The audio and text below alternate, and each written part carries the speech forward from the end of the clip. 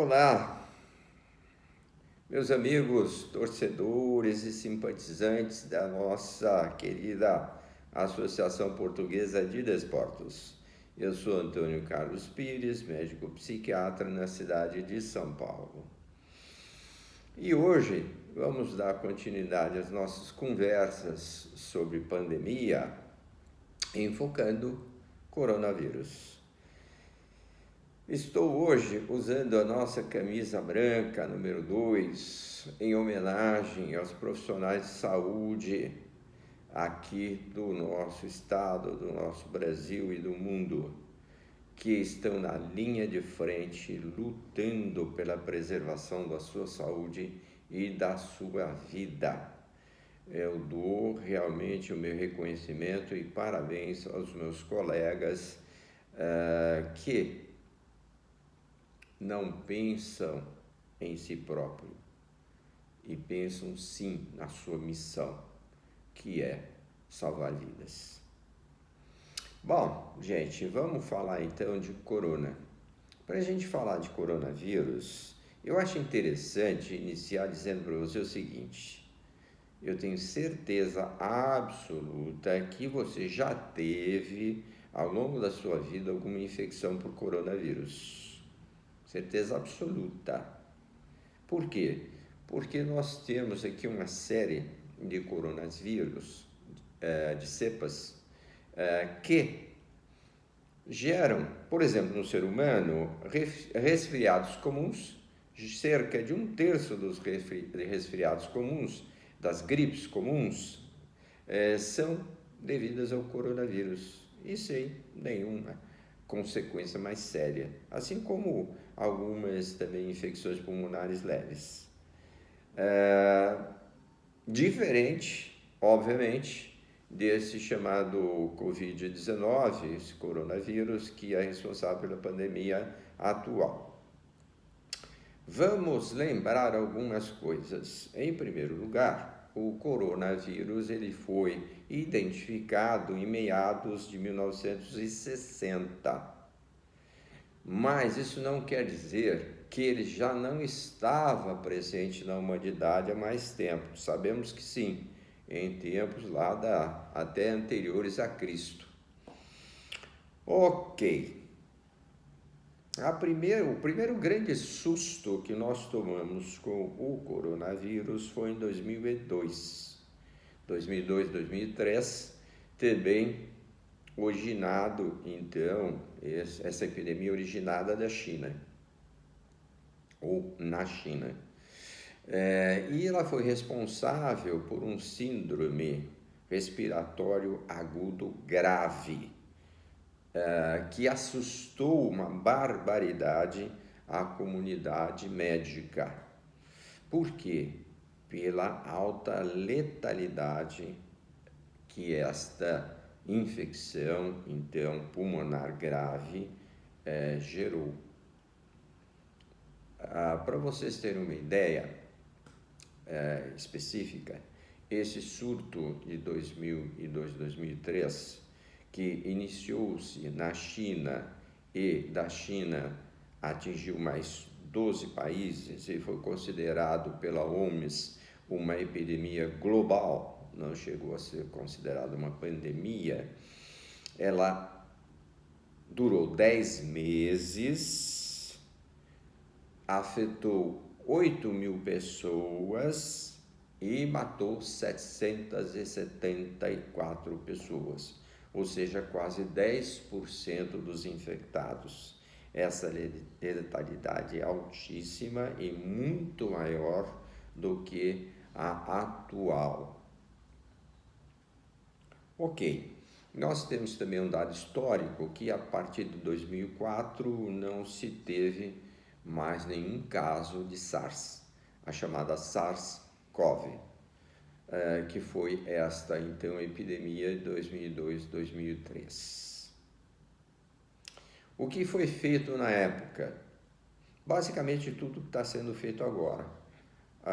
Especialmente na China, houve quarentena, as crianças ficaram em casa, ou seja, fecharam as escolas, cuidados de higiene e tudo o mais que está se fazendo hoje.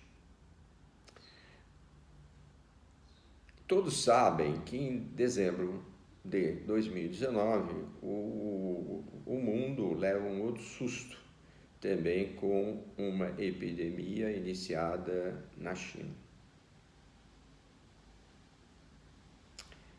que se transformou nesta pandemia que está nos deixando apavorados, pela mesma razão até de todas as outras pandemias e até da SARS-CoV-1, né, que foi a de 2002. Lida-se com um vírus extremamente agressivo e lida-se especialmente com o desconhecido.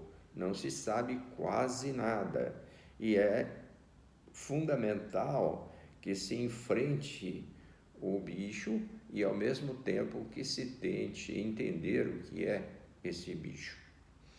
A pandemia de 2002 por corona, ela tem a seguinte característica que depois eu quero enfocar melhor com vocês. Ela levou 3 meses para sair da China, vamos colocar dessa forma. E em 10 meses, como eu disse, afetou 8.000 pessoas. A atual, ela em 2 meses infectou 40.000 pessoas em 2 meses, veja a diferença. E ela saiu da China praticamente em 1 mês, ao contrário da anterior.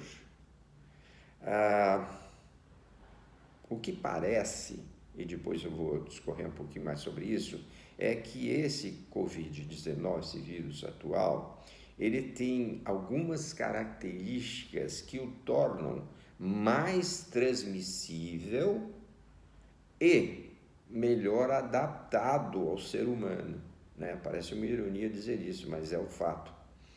Para a gente compreender um pouquinho, eu acho legal a gente falar um pouquinho de taxonomia, porque ninguém fala disso, né? Que a taxonomia é uma ciência que identifica, classifica os organismos. Então veja, o corona vem de uma subfamília chamada ortocoronavírus, que é proveniente da família maior, vamos dizer assim, que é a família Coronavidae. Esse ortocoronavírus, ou a subfamília ortocoronavírus, ela se divide em 4 gêneros: o alfa, beta, gama e o delta coronavírus. E aqui nós temos, não vamos perder tempo com isso, mas nós temos, então, dentro desses gêneros, nós temos cepas que atingem o humano, nós temos cepas que atingem aves, nós temos cepas que atingem mamíferos, né? O seu cachorrinho, por exemplo, já deve ter tido alguma diarreia por coronavírus, e por aí vai. O que interessa para nós, na verdade, são os beta-coronavírus, porque eles são os responsáveis, então, pela SARS-1 e pela SARS-2, que é a atual. Na nossa avaliação, quando a gente fala, por exemplo, em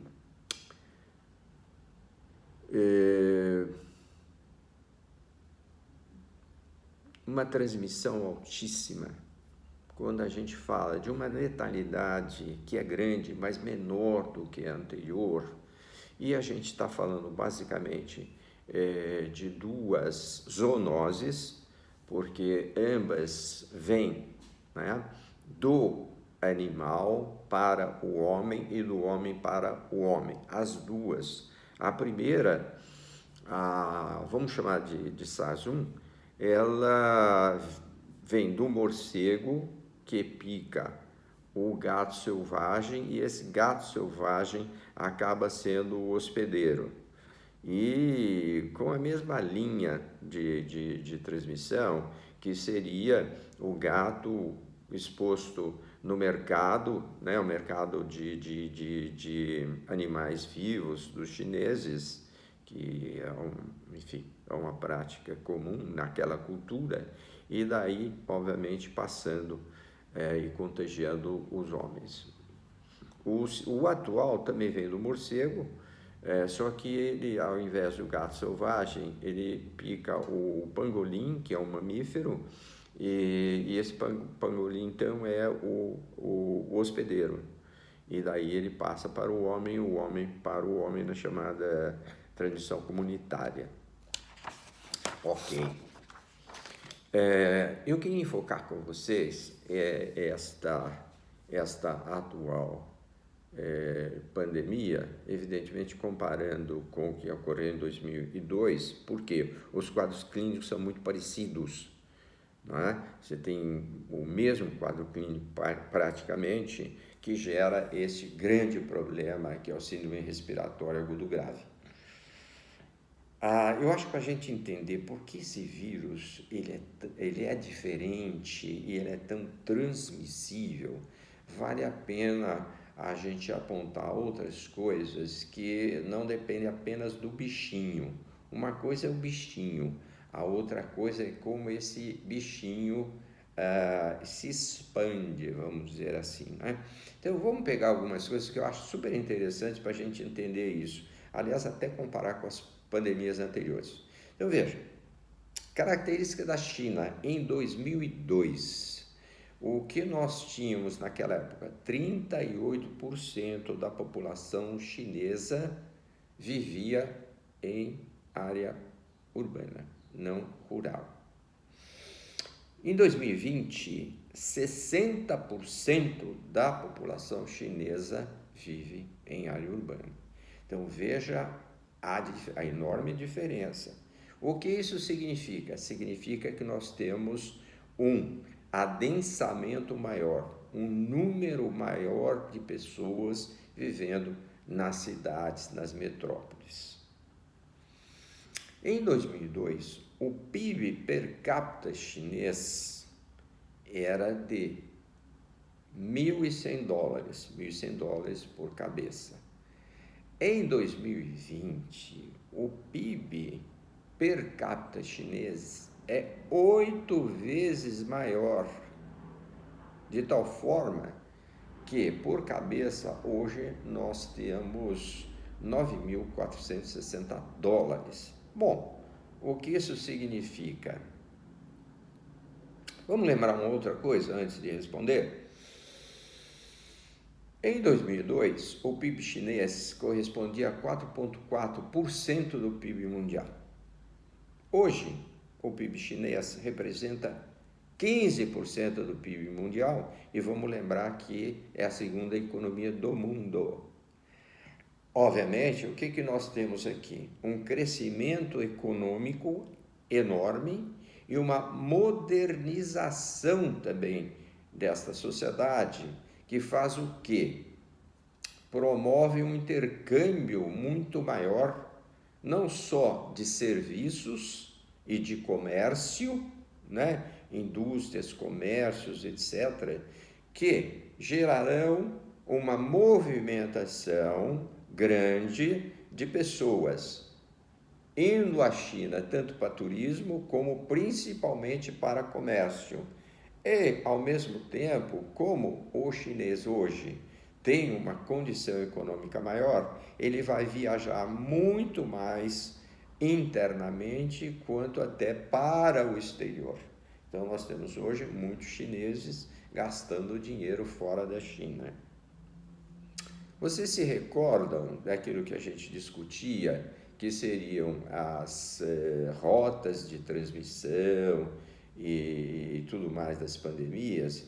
Veja aqui a diferença que nós temos em 20 anos em relação, primeiro, à concentração de pessoas nas grandes cidades, que nós temos nas rotas de distribuição até de pessoas, vamos dizer assim, tanto movimento interno, turismo interno quanto externo, e o quanto isto colabora para levar as infecções para fora, tanto para dentro da própria China, quanto para fora da China. Nós tivemos, no ano 19, 1.400.000.000 viagens aéreas. Imagina o que é isto. Eu acho que essa é uma das explicações, na verdade, do porquê essa pandemia de hoje é muito mais séria. Além daquilo que nós falamos, deste vírus estar melhor adaptado e ter características próprias e melhor adaptado ao convívio, vamos dizer assim, com o ser humano, e ele ter uma característica diferente daquele vírus de 2002, que é a alta capacidade de transmissão, é impossível não estabelecermos uma correlação direta entre essa questão da tecnologia, modernidade, melhor capacidade econômico-financeira com o que nós estamos vivendo hoje. Veja que não é basicamente apenas um bichinho que é diferente, é um bichinho que se movimenta muito mais, até, por incrível que pareça, pelo progresso. Por incrível que pareça. Muito bom. Veja, o que está sendo feito hoje para lidar com essa pandemia horrorosa que a gente vive? Nós estamos pregando as mesmas coisas que foram pregadas em todas as pandemias e também na epidemia global de 2002, ou seja, quarentena, esse isolamento chamado isolamento horizontal, medidas de higiene, proteção aos idosos e às crianças, coisas que foram feitas lá atrás, deram certo e seguramente vão dar certo agora. Qual vai ser a dinâmica desse Covid-19? Nós não sabemos. Se vocês me perguntam se eu acredito que, da mesma maneira que o Covid-1, que foi, vamos assim, eliminado em 10 meses, nós vamos ter agora também 10 meses para eliminar esse baita problema que a gente enfrenta, eu não sei. Eu acho mais complicado justamente porque existe uma concentração maior de pessoas, porque existe esse movimento muito maior, especialmente porque as pessoas não respeitam aquilo que é sugerido, ou seja, principalmente que elas fiquem em casa. Eu acho que, não sei se nós teremos uma eliminação em 10 meses, eu acho que não. E vamos lembrar uma outra coisa, a única forma da gente poder garantir efetivamente que nós temos algum controle sobre essa epidemia ou pandemia, seria então a vacinação, a vacina. Nós ainda não temos essa vacina e é bem provável que só a tenhamos no ano próximo, na melhor das hipóteses. Lembram-se daquilo comentado em relação à gripe espanhola, que assolou então aqui o mundo no ano 2018, 2019? A vacina só veio em 1940. Você vai dizer, bom, mas hoje nós temos mais recursos, os laboratórios de excelência, a medicina, é verdade. Mas, antes de um ano e meio, pode esquecer. Então, meus caros, é o seguinte, eu acho inegável que nós não podemos separar essas coisas que eu coloquei para responsabilizar este bichinho aqui, atual, única e exclusivamente o bichinho. Nós temos que olhar essas condições todas que estão, eu acho que permitindo que esse bicho tenha essa proporção. E olha, vou lembrar, ele é menos letal que o Covid-1. Covid-1 era 10%. Esse aqui, a estimativa é que ele seja letal em 3% dos infectados. Mas, onde você tem meia dúzia de infectados com uma alta letalidade e você tem 6 milhões com uma menor letalidade, o problema é muito maior hoje. E o problema é um problema de saúde pública. É um problema, na verdade, de você ter sistemas de saúde, no caso hospitais, que possam abrigar o número de doentes. E a gente sabe que nenhum país do mundo tem esta condição, com esta velocidade com que existe essa transmissão. Então, meus caros, seguinte, vamos na próxima tentar juntar todas essas pandemias. Por hora, eu digo uma coisa a vocês com honestidade: por favor, fiquem em casa.